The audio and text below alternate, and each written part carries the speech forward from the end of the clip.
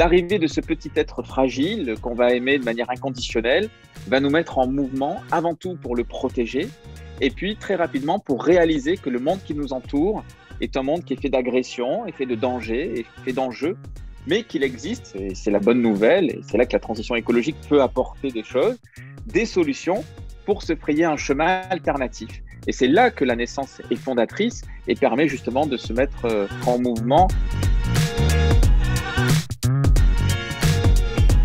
Il y a évidemment ce livre avec Mathilde Gola, où on a vraiment essayé de dresser un peu les grandes phases de la parentalité en commençant au 6e mois de grossesse et en allant jusqu'aux 6 mois de l'enfant. Ça permet quand même de comprendre qu'en 9 mois, on peut vraiment faire un premier grand pas de transition écologique en pensant avant tout à cet enfant qu'on aime alors même qu'il n'est pas encore là.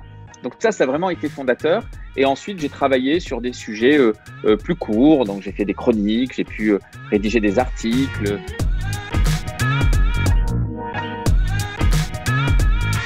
L'instinct qui s'est développé en nous de parents, il est inné, il est naturel et tout va se faire très naturellement.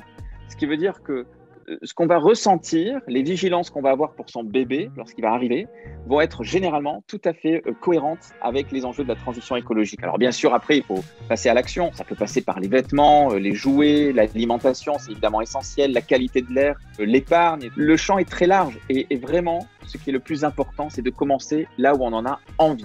Donc, faites-vous confiance, soyez motivés et puis après, le reste, ça va suivre son cours.